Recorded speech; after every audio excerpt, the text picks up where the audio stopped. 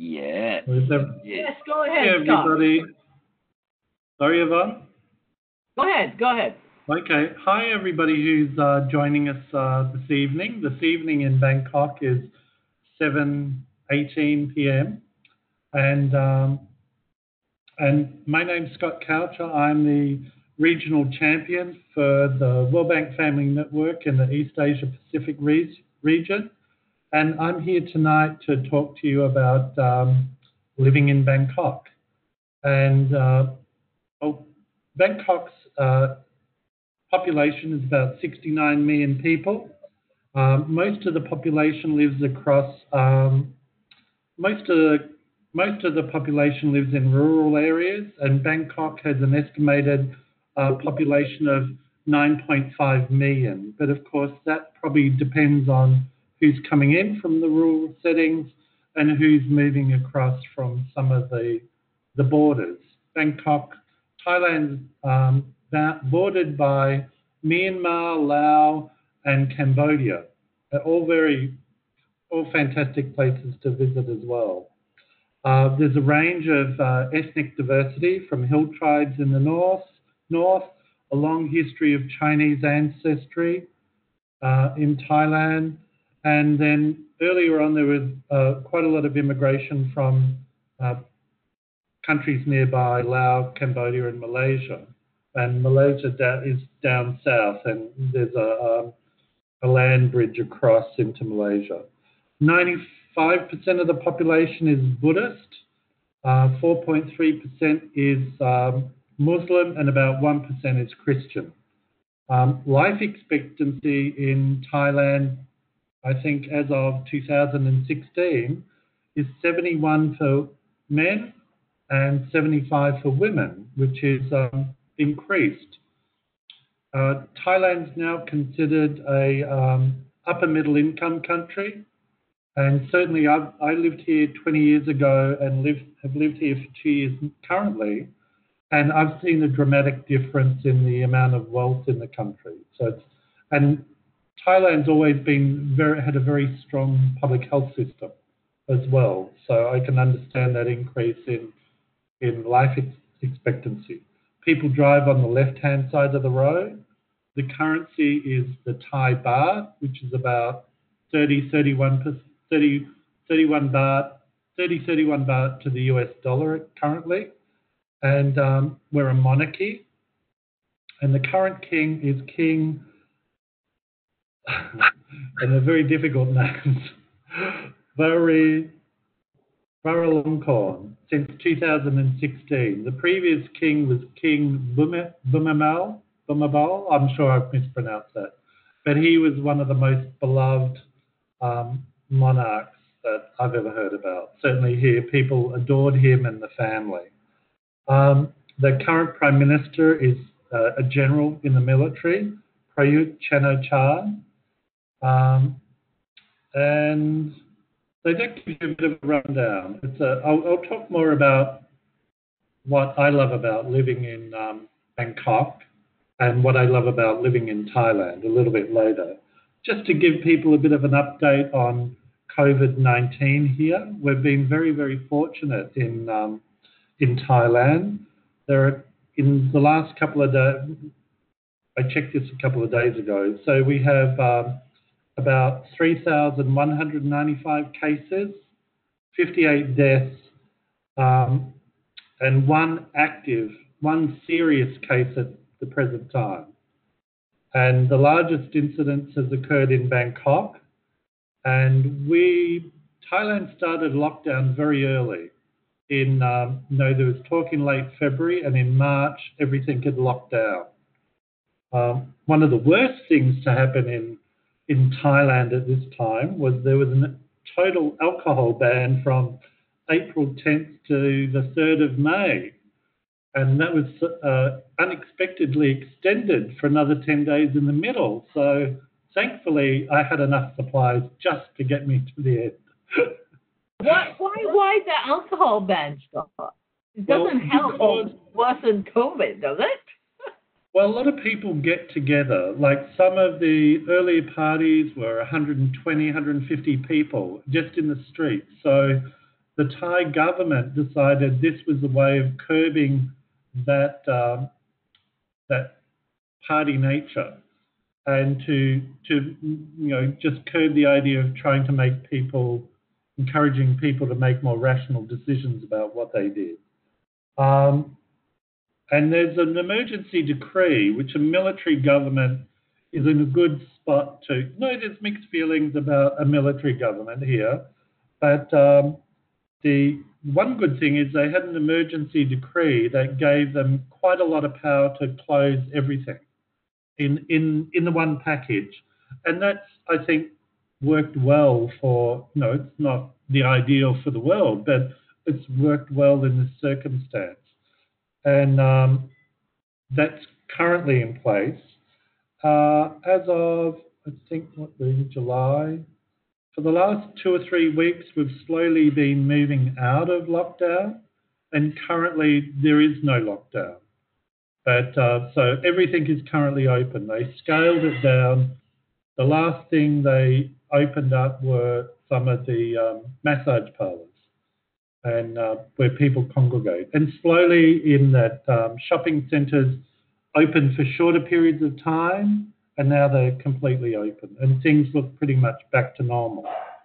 But also the government and the public health system is preparing, laying the foundation for a second wave. So they're not complacent. They're fully expecting that there will be something arise again. The borders are still closed. They're looking at opening up some movement between business people arriving for business or diplomatic visitors from specific countries.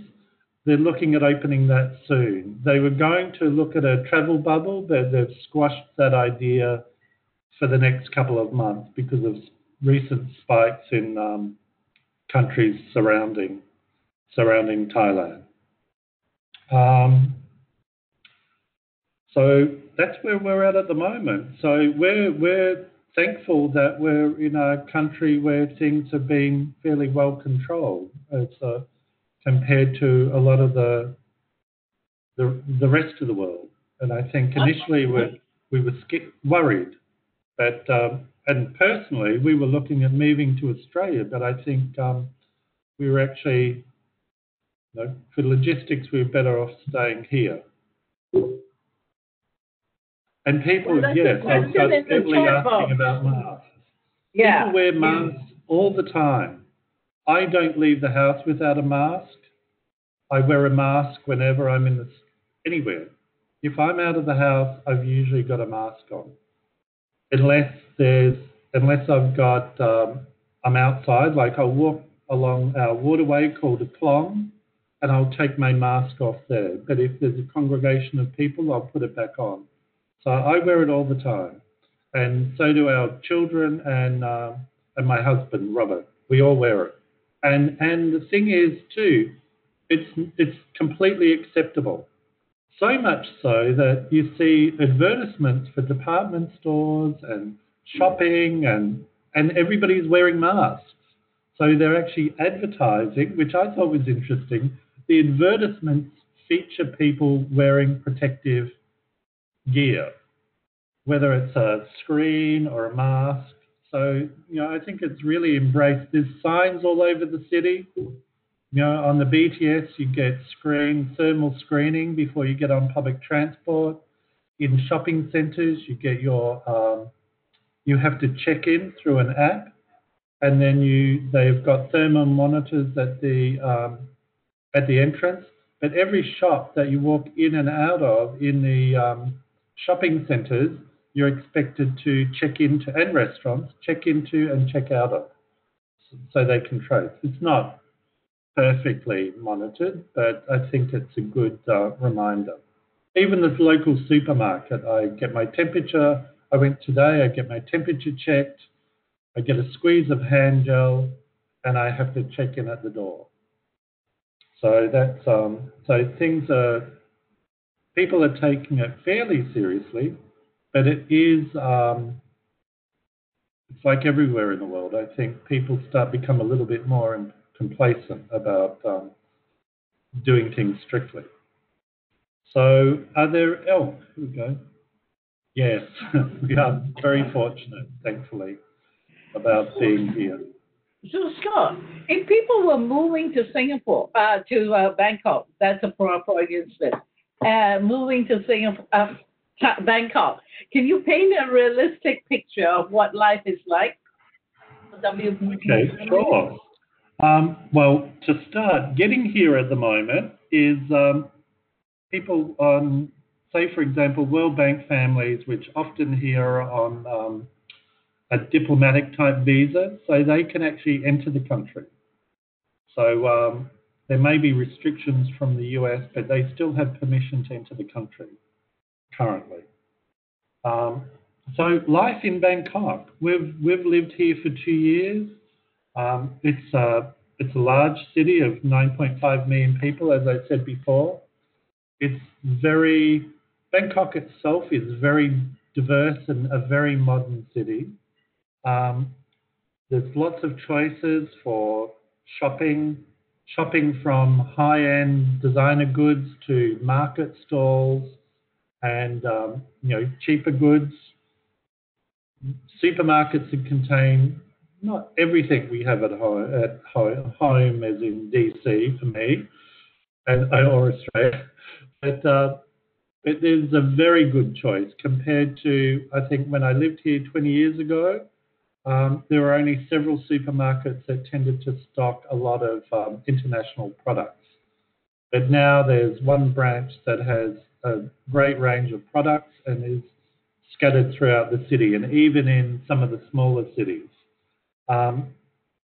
So access, and I think one thing I wanted to say, if people are moving to Bangkok, things like linens, for example, when I moved here, I bought kitchenware in the States. I bought linens, good quality linens and towels, and stocked up on some clothing because in the US, good quality clothing is cheaper there than it is here. Sport shoes as well, because they're much more expensive than, say, getting several pairs at the outlets.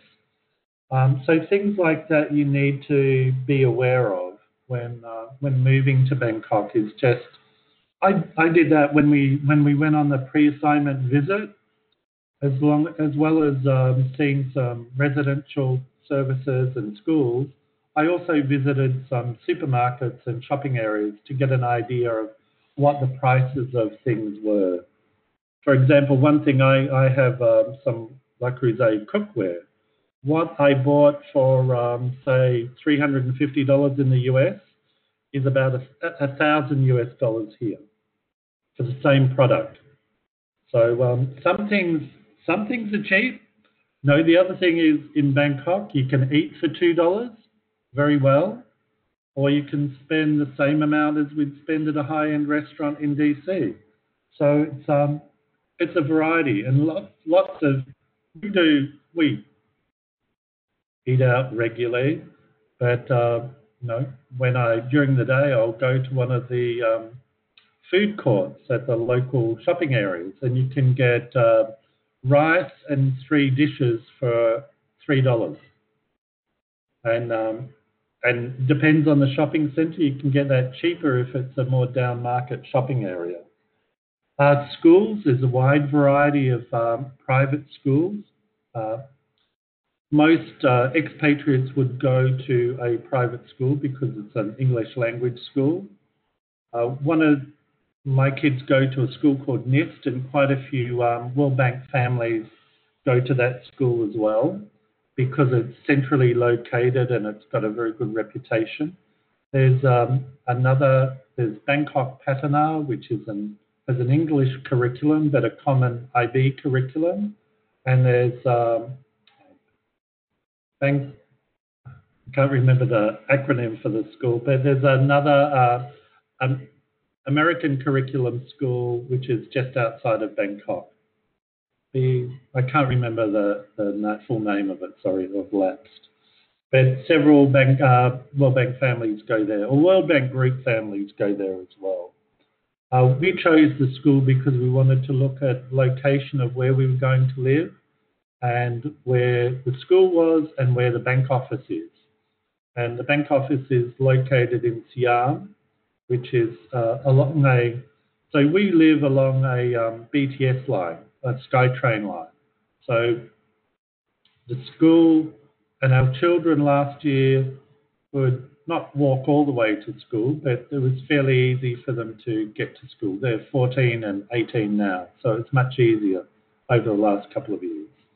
But, and what else? So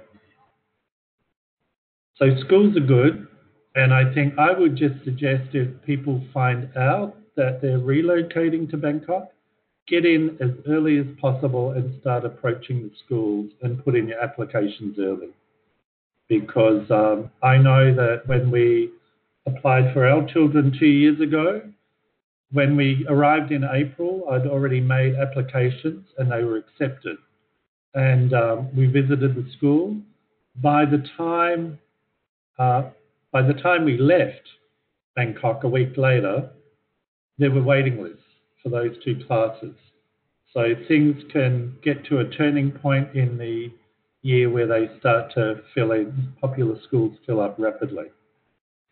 Now, just to talk a bit more about housing, and then I'll talk about public transport as well. There's a wide, huge variety of housing available. And the World Bank Group's allowances for housing provide you with the opportunity to live in a lot of comfort. So, and for example, the apartment we live in is 450 square meters, which I'm not sure of the feet. I swing between the two.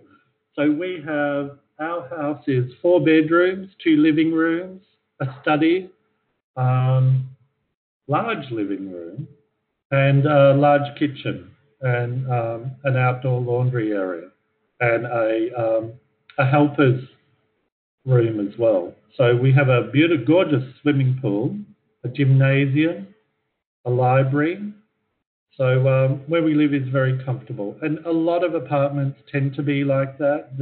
You can find cheaper ones that are a bit more basic layout, but we chose something a bit more comfortable because of the age of our children at the time. 16-year-old and a 12-year-old, and the transition was difficult, and we wanted to make sure that they were comfortable when we moved, that it was somewhere that was, thank you, bed meaning. So 4,800 square feet is the size of our apartment. And we have 2 balconies as well. One overlooks the swimming pool. But some people also... Yeah, sure. So basically living in Bangkok means apartments, no single house.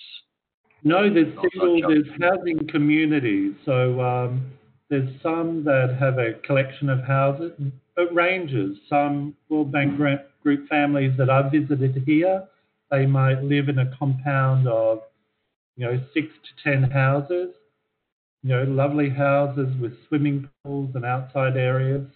Or there's some areas, there's one compound that is like a small village. It's got 100 houses. The layouts of those houses are very nice as well.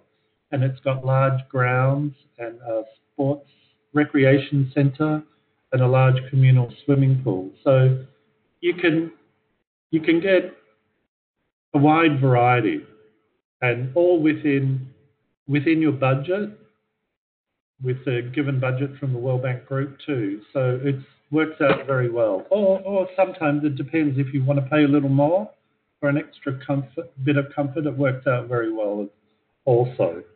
Scott, where are you in relation to the bank office? We're on a straight line. It takes Robert about 15, 20 minutes to get to the office. On BTS? On BTS. So it's the SkyTrain. So it depends on the time of the day, how busy it is, because it does get more crowded now. But it's a straight line. And even the bank office has got a great coffee shop downstairs, access to food and shopping.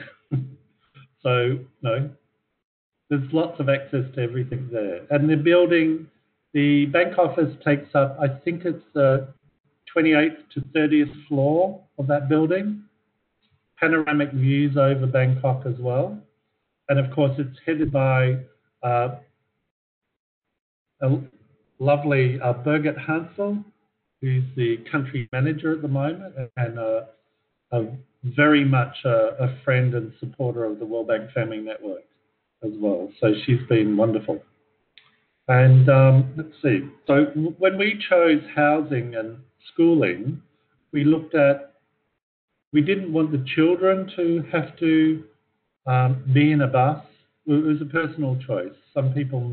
We chose that we wanted them to be able to freely get to school and for it to not take too long.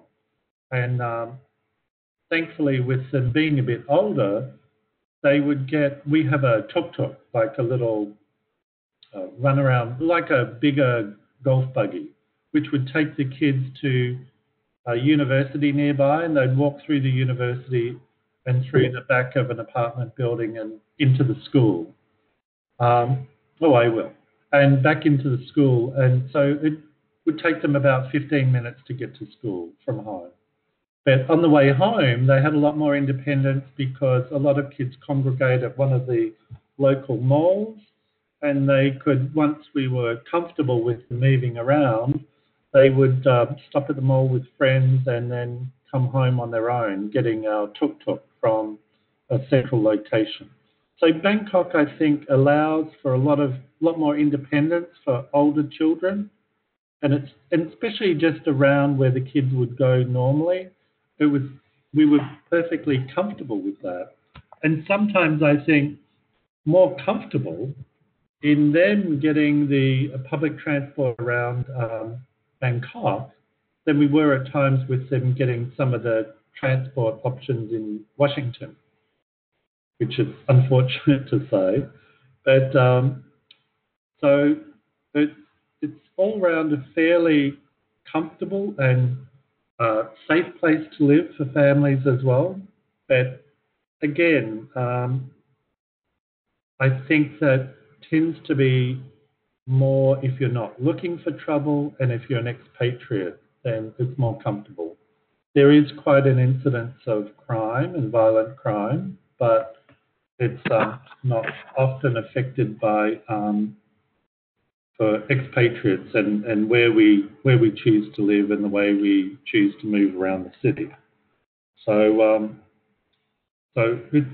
And I think when we looked at the housing, we wanted something comfortable that was on a central location that made it easy for the kids to use transport and easy for Robert to get to work. So what we had in mind is that we didn't want anybody to be spending too much time commuting, or as little time as possible, so we could spend more time together.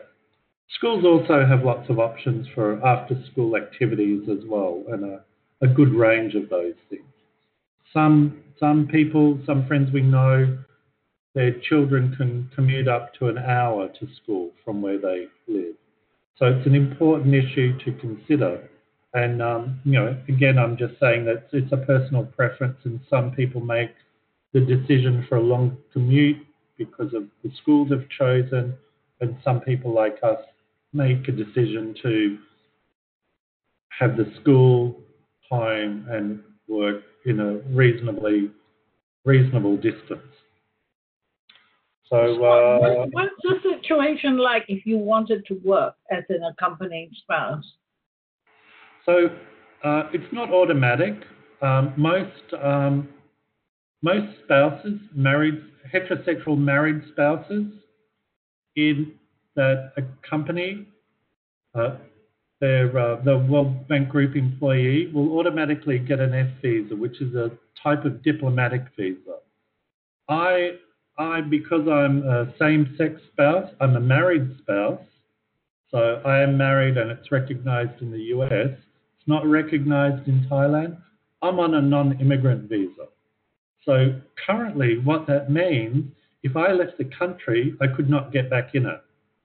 But if Robert and the kids left the country, they could get back in because of their visa. But just recently, in the last couple of days, marriage is a vote for marriage is being sent to the Senate in Thailand. So that looks like they're moving forward to a historic change there. People do work, but I think it depends on the employer offering you a contract and obtaining a work permit.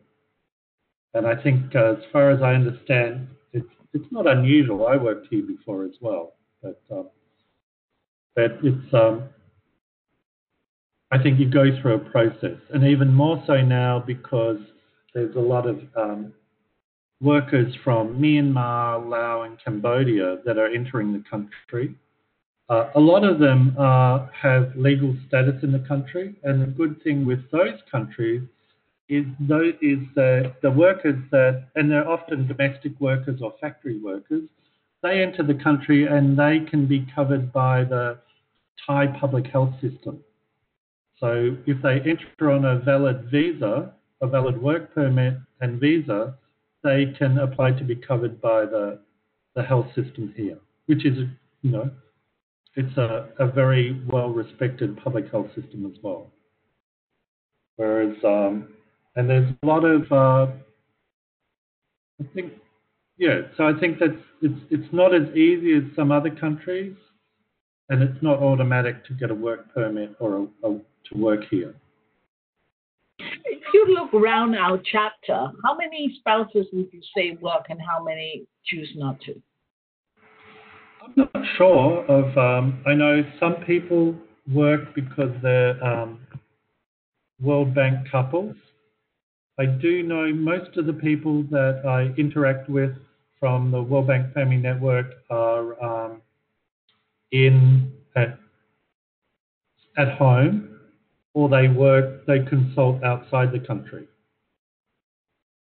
But there's not many people I've met that are actually working here, which, there's 110 staff members in Bangkok at the moment. So I don't know, although I'm on a list that has access to almost all of the current people, there's a smaller amount that choose to participate in the World Bank Family Network group, Bangkok group. So I usually send out information to the broader group when with things like the Hangout, but then and emergencies. I'll be notified by security here to broadcast information to our WhatsApp group that's set up. So Scott, how important is it to know to learn to speak Thai? It's not. I mean, it's relatively it's 69 million people, and but it's a language that doesn't stretch beyond its borders very much. I can order food, I can get home, I can make a few jokes with people, in taxi drivers and people, but Robert, my husband, speaks, reads and writes Thai. So he started learning that when we lived here previously, but he can communicate. He worked with the Red Cross at Chulalongkorn Hospital here previously, so his environment was much more focused on the language. When I lived here before, I taught English, and nobody wanted to speak Thai to me. But I think it's a fun language to try and learn. It's got 5 different tones, so it's got the script blends in together, so you have no separation of words. So you really need to be able to read, so you can pronounce words and comprehend what's going on. So it's fairly difficult. I remember being here previously, and there's lots of words that have double meanings and not always very appropriate. So you have to be careful about the tones you use at different times for some words, or else you could get into trouble. But people are generally very easygoing. The city's more of a city than it was, and technology has certainly changed it compared to when I lived here previously, where Thai people were always known to talk non-stop in every environment and talk about you all the time. And that's where Robert, understanding Thai, he could usually tell me what it was people were saying about it. But now people are focused, like everywhere else in the world, at staring at technology and not quite as interactive. But again, once you move beyond the city, part of that friendliness and hospitality is seen again, even in local businesses. For example, we just recently went down to Hua Hin, to the beach for a long weekend. And we stayed in a nice place, but people were generally friendly in some of the smaller places. I know you, and people are friendly. Thais are very friendly people, very easygoing. They enjoy laughing and talking to you. And there's lots of times when, if we've been on the train, somebody will strike up a conversation. And so it's a very pleasant place to live as far as getting along with people. I'm just seeing what other things I wanted to bring up. So, of course, for families, entertaining families, there's the usual range of entertainment that you'd pretty much find anywhere. Like there's bowling alleys, cinemas, there's gaming places, there's everything. There's pretty much everything that you would want to find anywhere. That you can go. You can get golf buggies, which we did one time, and there's a model Thailand, which has got all the different locations, and you can ride a golf buggy around to get an idea of the geography, which we did earlier on with the children, and that was lots of fun. And of course, living in Bangkok, you have access not only to, well, you have access to Myanmar, Cambodia, and Laos, but it's Western Australia is 5 hours from here, whereas Melbourne and Sydney are about 9 hours. New Zealand's very close as well.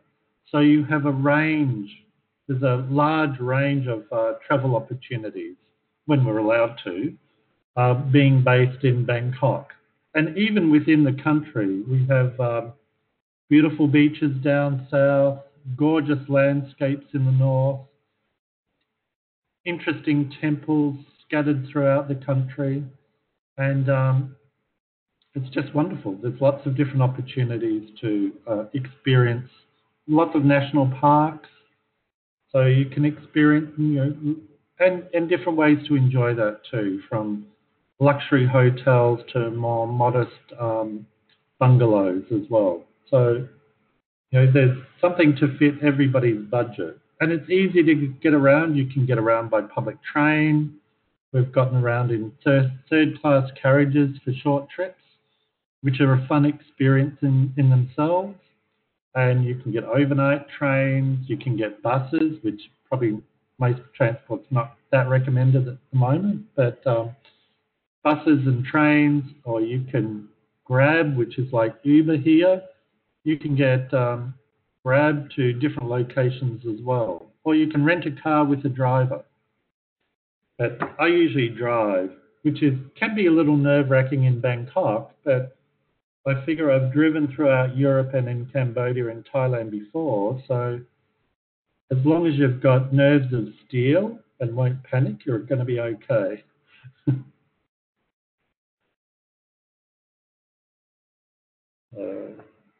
So, Scott, just to finish here a little bit, I have a question here about the DSP, Destination Service Providers.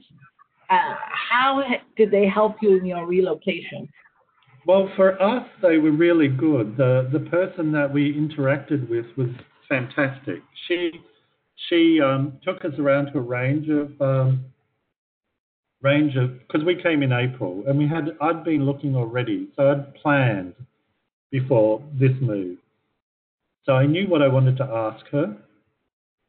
We knew what sort of place we wanted to live in, generally, and the area, had an idea of the area that we wanted to live in. And that's what I tend to recommend, that when people are relocating, to have a bit of an idea, see what their priority is, whether it's living close to work or close to work and school, or what sort of lifestyle do they see themselves as having.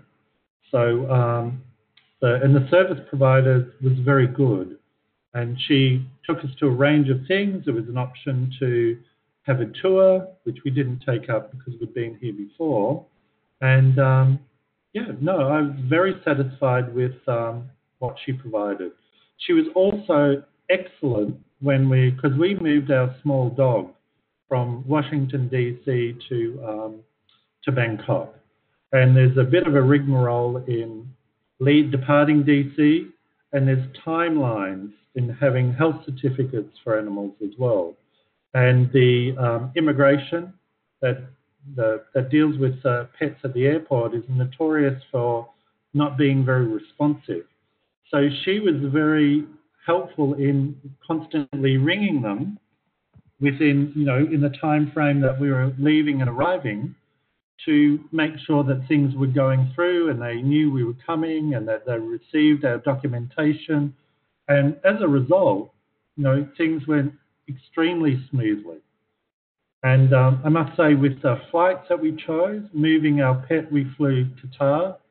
And our dog, who's a little bit nervous anyway, arrived beautifully clean after the flight from the States. Clean, relaxed. We thought he'd be a dirty, nervous wreck.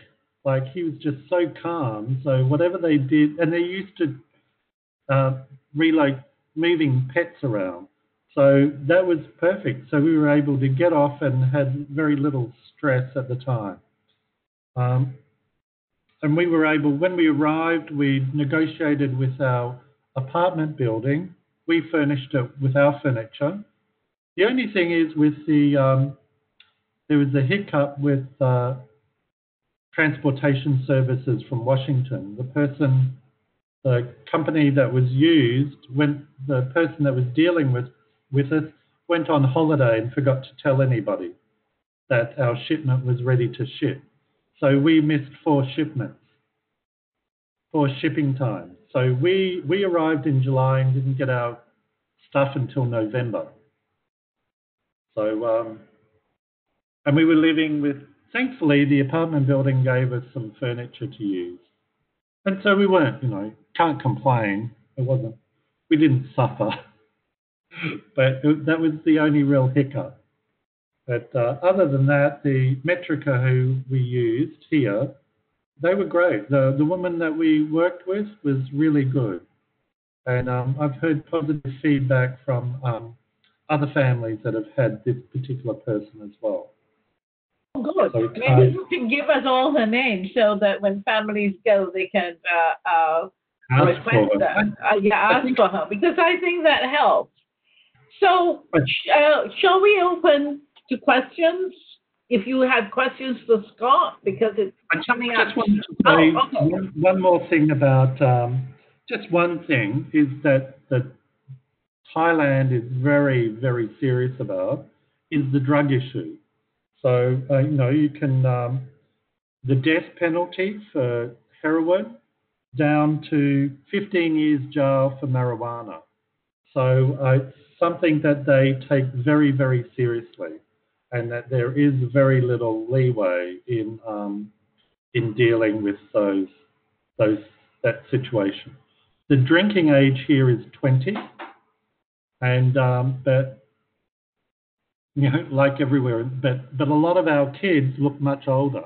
So I think sometimes they we just one of the talks at the school was saying just use caution and sense and educate your children to be sensible and not to draw attention to themselves. So it's not condoning anything. Yes, and Beverly just asked a question. Would a World Bank family would be, as I understand, would be immediately removed from the country if there was a situation? And that is given that the child was able to leave the country at the time, depending on the age of the child. And they take it very seriously, and the repercussions for families are quite huge as well. Okay, so that's my blurb. Thank you, Scott. So if you have questions, please put them in the chat. I can read them out or just unmute and ask Scott yourself. I would like to say that, in this current crisis, it seems as if clearly Thailand has managed it really well compared to the United States. But my question is that had it not been this kind of situation, is the government sort of intrusive in your day-to-day life? Do you feel as if there's a lot of not interference exactly, but like the rule of law is pretty sometimes. No, I don't feel it's intrusive. You don't have a sense for that. I think Thai people aren't always fond of a rigid government, but I think for living here, I don't think it really affects us personally. It's still very easy going. We can still move around fairly freely. I mean, not given the current situation where things are different across the world, but no, it's not. And I think even for myself as a same-sex spouse on a different type of visa, there's certainly. I mean, I have to pay for my own visa as well, but it's certainly no discrimination. It's a very welcoming country, and it's and I think just people. There's a lot of support for same-sex marriage in the country, so it's a very broad. It's got traditional values, but I think sometimes the religion, being Buddhist, people or some people say too, because Thailand was never colonized by anybody, people have a much more relaxed attitude about the rest of the world. I'm not sure that's exactly true, but no, it's a very welcoming country. People are very friendly, very helpful, and people generally go out of their way to make your living here a positive experience. And I've just got a question here from Olga saying, is there anything that I don't like about the country? Not really. I can't think of anything. No, it's the normal frustrations of day-to-day living. But really, I think, living in Thailand, at one stage I lived in Cambodia, and I worked in Cambodia for an international organization. The frustrations with living in a country like Cambodia was that there was a much higher level of corruption, and it was a lot more. There seemed to be more obstructions at the time that made things difficult. But living in Thailand, I'm not sure because I don't work in a bank, and Robert tends to work outside of the country. But a lot of people find it much easier to interact with different levels of authority. And Tanya's just asked about the climate, which I forgot to mention before as well. We have 3 seasons in Thailand. We're currently in rainy season, where we have spectacular storms and lightning and thunder and rain, but not all the time. As I said, we went to the beach on the weekend. We had one day of rain and the rest of the time was fairly dry or sprinkles of showers. So rainy season generally starts probably around June I'd say. June, July, August, September, October.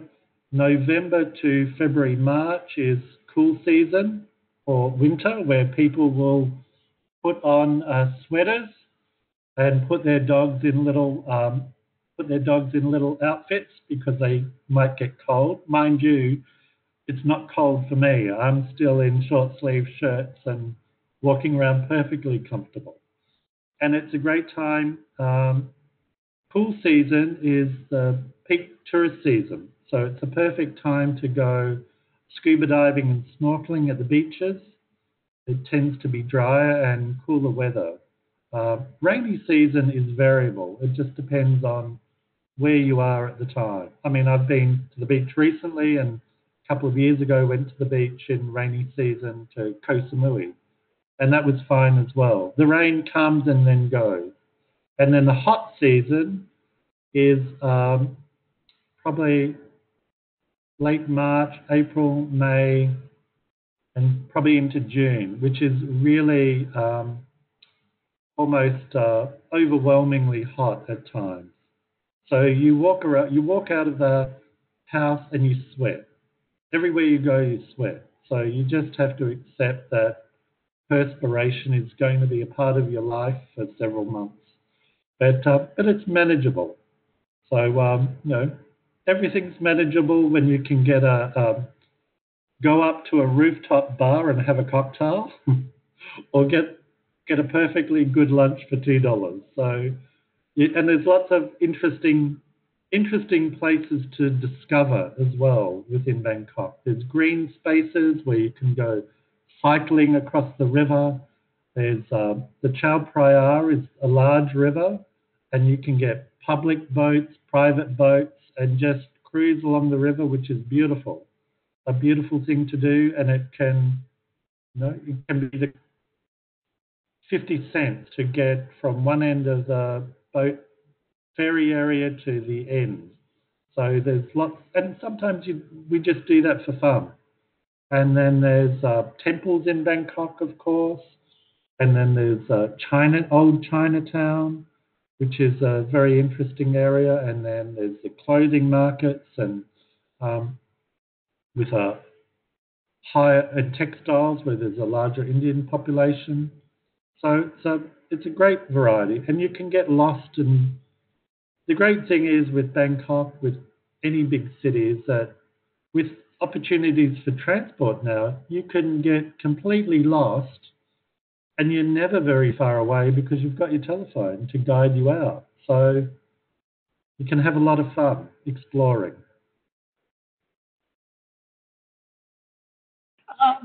Beverly would like to ask a question. Go ahead, Beverly. I didn't know how to type up all this. So I was lucky enough to live in Thailand and did VSO 40 years ago, and in Songkhla, down south. So one of the things that was really impressed upon us at that time was that showing any displeasure in public was considered very, very impolite, and it was very important to smile all the time. I'm curious, is that still the case, or do you think it's changed? I think it's probably changed. I think even because we lived here 20 years ago, and I think, it's the idea of losing face, which is prevalent here as well. So people don't want to be, and when I lived in Cambodia as well, people don't want to be put in a position where they're embarrassed. And I think so when you're working here or working in a country in Asia generally, I think, you just have to be a bit more aware of making sure you're not putting somebody in a difficult position. And I think the only thing is that if, even in my experience now, if you're upset about something, people will generally just try and make you feel better or try and meet your needs.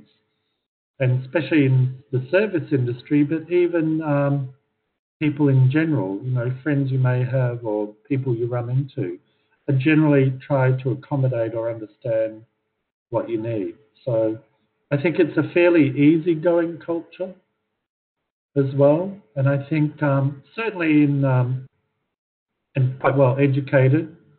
So I think people can be, depending on the environment they're in, people can be quite assertive in a polite way. And so it's a great, people are wonderful to interact with here. Thanks. Can I ask a question, Scott? I remember you mentioning that you have two kids, teenagers, or pre-teenagers, when you moved to Bangkok, and I guess one of them had more issues to adapt. Can you see? A 16-year-old, yeah. Yeah. Can you identify what was the? I mean, is it related to Thailand or just the kids? Well, I think it was the kids. Our daughter was 12 at the time, turning 13, and she adapted super quickly. She was looking forward to it. She was very positive about the move, and she was just eager for a change. Whereas our son was 16, and he was in his just finished his sophomore year at high school, loved his school, loved his peers, had a girlfriend, and was just really, really angry and upset with us about the move. But I think we just said that it was a decision that we'd made, and not flippantly, and that's what was going to happen. It took quite some time for him to ease off a bit from that. So the first probably 6 months or so was difficult. But once he started to form friendships and start to hang out with other people and kept communication. I mean, and again, a wonderful thing about technology is that he could, and both children could, but my son especially, he could communicate and still keep in touch very strongly, and still does, with all of his close friends in Washington. So he just would work out the times. And I think one of the most overwhelming things for us was when he graduated recently, and he wrote in his yearbook something that certainly brought tears to my eyes, because he thanked us for, mentioned us and thanked us for a wonderful opportunity to expand the way he sees the world, and for the opportunity to meet the people that he did.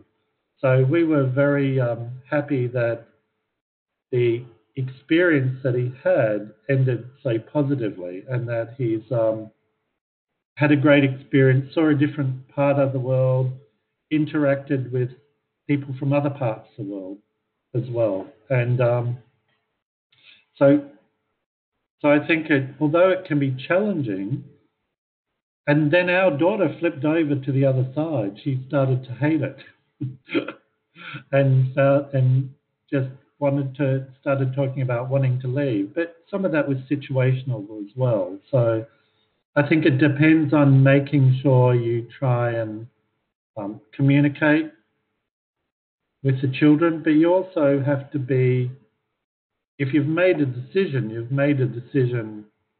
because you think it's best for the family. So you also have to hold on to that idea that the way you view it is that it's going to have positive outcomes for everybody. And I think for us it did. And I think we'll reap those rewards in the future as well. And certainly, before we left, I spoke to lots of different people, other adults that had experiences of growing up in another country as children and teenagers. And I think most of the feedback, these are people I knew, maybe 10 or 15 different people who are adults now, said at the time they didn't really like it, but in retrospect they thought it was an opportunity that they wish their children could have as well. The only person that hated it and ended up going back to the US to stay with family, he was a friend who was much, maybe I think 15 years older than I am. So time was different, and he moved with the military. And I think that was a bit of with his family, and that was a bit of a different, and into Europe. And that was a different experience for him. But generally, I think people start to adapt. As long as you're positive, give a bit of leeway, encourage your children to make connections. And then I think in Bangkok too, they realised they had a bit more freedom, which they enjoyed as well, because they were a bit older and a bit more responsible. Scott, I'm just curious. One last question because time's running out. With the input that the kids have towards the move, like you said earlier, once we make a decision, it's a decision for the family. When you are thinking about it, do you ask the children, because yours are old enough, to discuss it? Yeah. We talked about it. We talked about it quite a bit, that we're thinking seriously about it before making the decision. I think probably the big surprise came up when we decided, and we said as soon as possible that this is what we've decided. We've been planning it, we're thinking about it. We bought, when we came for the pre-assignment visit, there's 2 people are provided with airplane tickets, but all of us came over. We thought it was important that we all shared an experience of being in Bangkok for a week, and to see what it had to offer, so that we could do some fun things as well. And then when we arrived, within the first 2 or 3 weeks that we arrived, we went to an island for 2 weeks. And mind you, my son did get his 16th birthday present was a trip with Robert to Barcelona to see a soccer game. So he got a lot of fringe benefits, and they went to another island later in the year. And then we flew him back to America. So we made sure that, and we went back to the States. So I think it's building those plans into what you're doing, with older kids especially, so that they maintain the connection. And, there's some rewards recognizing the challenge of moving as well. So was this the only move your children have done internationally? Or had they moved when they were younger? It's not, but we moved from Australia to Cambodia when Peter was 2. And then we moved from Cambodia to the US when he was 4, and Elizabeth was like 6 months old. So to them, they were American, and America was home, and Washington was home, which, we've also feel very strongly about our connections and the roots that we planted in Washington, D.C. as well. So, and the kids are dual citizens, so to them, DC was very much home. But it's interesting because my son has graduated this year, and he's elected to go to Australia for university. Whereas, and that was his decision. We were sort of open. He was originally planning on applying for colleges in the States and universities in Australia, but then he decided he would like to study in Australia and connect a bit with family that we have there. So, but still with plans of, his long-term plan is to do an undergraduate degree in Australia and to look at the US for a postgraduate degree. So we'll see what happens there. But to certainly keep the connection between us and our Washington, D.C. family. Thank you. So thank you, Scott. Parmini, I'll leave you to wrap up. We have reached our magic hour. So Parmini, over to you. So, Scott, I want to really thank you for this presentation today. I think you had prepared really well with, giving us a very comprehensive picture of the country and the city, including all the statistics, including the life expectancy, 71, which I found quite interesting. Me too, yeah. So that's a good sign of development, actually. And it was so nice to hear that there is somebody in charge in Thailand, because as you know, right now there's nobody in charge here, or that's how it appears to be. So I'm glad that you're in a safe place where the coronavirus is under control, some sort of control. And other than that, thank you for letting us know about the schooling, the housing. It's good to know that you had a good experience with the relocation service there, because that is important for us to know as well. So thank you very much. And thank you. I'm sure you have convinced people that Bangkok is a great destination for It's a great destination. It's the second time we've lived here, and I think although different, the transport's increased, and it's a wonderful place to live. That's really fantastic to know. And I would also like to thank all our participants today. Thank you for joining us. That's what actually makes the session vibrant. Thank you, Yvonne, for your great guidance throughout the presentation. And we hope to see you next week. And Evelina knows where we are going next week.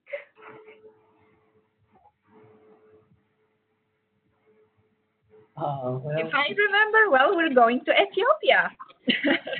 No, it's now South Africa, because Ethiopia was not able to present next week. Oh. So next week we are going to visit Pretoria and what is the other city? Johannesburg and Pretoria. So please join us for that presentation. And thank you again, everybody. Thank you. Good night, everybody. Thank you. Good night. Welcome. Take care. Be safe. Thank you, Scott. Thank you.